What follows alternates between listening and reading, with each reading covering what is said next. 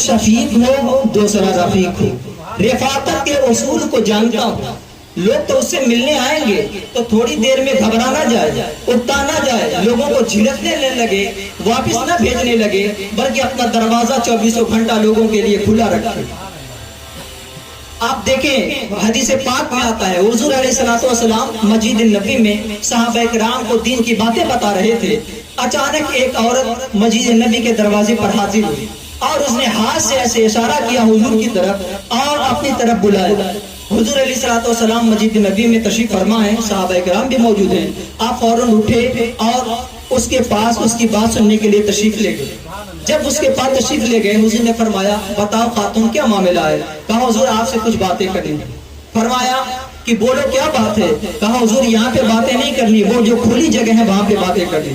سخت دھوپ تھی، گرمی کا موسم تھا، اب وہ عورت وہاں لے گئی، آپ سے باتیں کرنے لگی اور اتنی دیر تک باتیں کی، گھنٹے 2 گھنٹے بیت گئے۔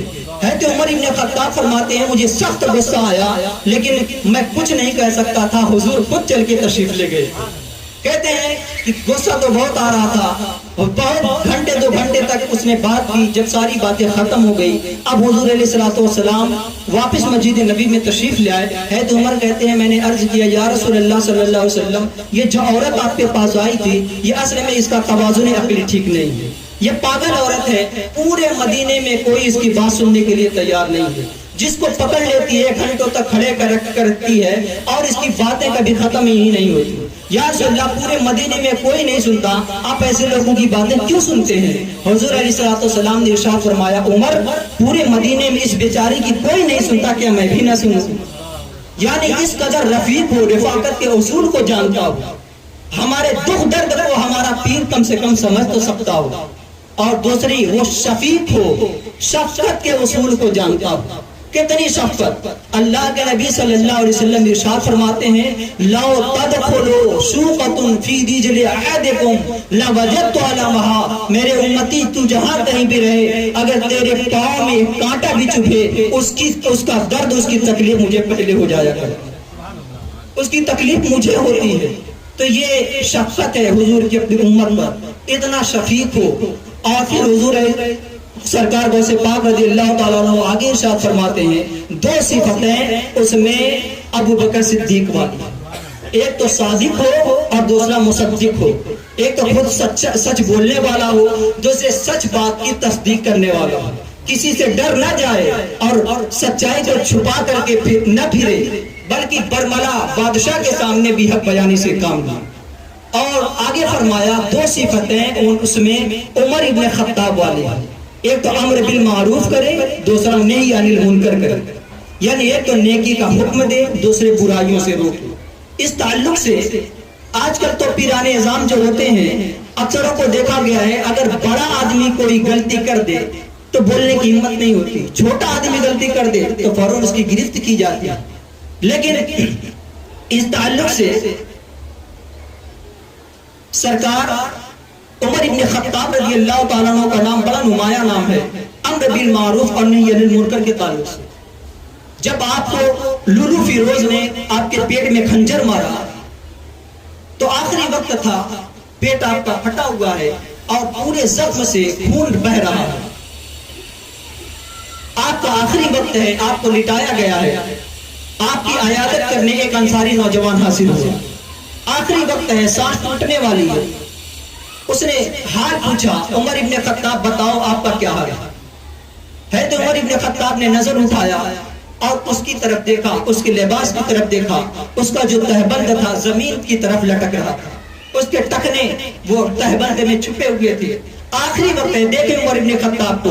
حضرت عمر ابن خطاب نے فرمایا او نوجوان میرا حال تو ٹھیک ہے لیکن اگر تو اپنا تہبند اوپر باندھ لے، ایک تو تیرا تہبند بھی پاک ہوگا، تیرے لباس بھی پاک ہوں گے، دوسرا تیرا رب بھی تجھ سے راضی رہے۔ یعنی وقت آخری ہے لیکن امر بالمعروف اور نہی عن المنکر کر رہے ہیں۔ تو پھر ایسا ہونا چاہیے ہر موقع پر اپنے مرید کی گرفت کرے، نیکیوں کا حکم دے اور برائیوں سے روکتا رہے۔ اور سرکار غوث پاک آگے ارشاد فرماتے ہیں 2 صفتیں اس میں عثمان غنی والی، ایک تو راتوں کو عبادت کرنے والا ہو، دوسرا صبح اٹھ کر سخاوت کرنے والا۔ اور یہ صفت قرآن میں بھی اللہ نے بیان فرمائی الذین یبیتون لربہم سجدا وقیاما، اللہ والوں کی پہچان یہ ہے کہ ان کی راتیں کبھی سجدے میں گزر جاتی ہیں، کبھی قیام میں گزر جاتی ہیں۔ ہے خاتون جنت فاطمہ الزہرا رضی اللہ تعالیٰ عنہ راتوں میں اس قدر قیام کرتی، اس قدر لمبے سجدے کرتی، آپ اللہ کی بارگاہ میں عرض کرتی ہیں مولا تیری راتیں کتنی چھوٹی ہیں، تو نے راتیں کتنی چھوٹی بنائی ہیں، تیری بندی کا ذوق بندگی پورا نہیں ہوتا، میرے مولا کوئی رات ایسی بھی بنا دے تیری بندی فاطمہ کم سے کم جی بھر کے سجدہ تو ادا کر دے۔ تو یہ وہ لوگ ہیں راتوں میں اللہ کی بارگاہ میں کھڑے ہو کر کے یا سجدے میں گزار دیتے ہیں، اور دوسرا وہ دن میں ان کا سخاوت کرنے والے۔ اور آپ کسی بھی خانقاہ پہ چلے جائیں، کسی بھی اولیاء کرام کی بارگاہ میں چلے جائیں، آپ کو وہاں پر لنگر کھانا ضرور ملے گا، اس لیے کہ جو اللہ والے ہوتے ہیں ان کے پاس فقیر آتے ہیں اور ان کی خواہش ہوتی ہے لوگ ہمارے در پہ آتے رہیں اور اپنا پیٹ بھرتے رہیں، جسمانی بھی غذا بھی حاصل کریں اور روحانی غذا بھی حاصل کریں۔ اور یاد رکھیں کہ سخاوت کا تعلق صرف مال سے نہیں، سخاوت بدل است نہ ببال، بزرگی باطل است نہ بسال، بزرگی عقل سے آتی ہے سالوں سے نہیں، اور سخاوت دل سے ہوتی ہے مالوں سے۔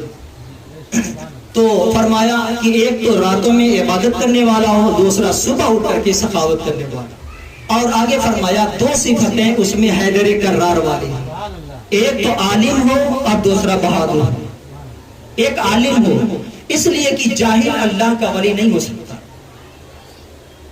حضرت جنید بغدادی رضی اللہ تعالیٰ عنہ اس تعلق سے ارشاد فرماتے ہیں من تزہد بغیر علم فقد مات فی الکفر، جس نے علم چھوڑ کر کے زہد اختیار کرنا چاہا اس کے کفر میں مرنے کا اندیشہ۔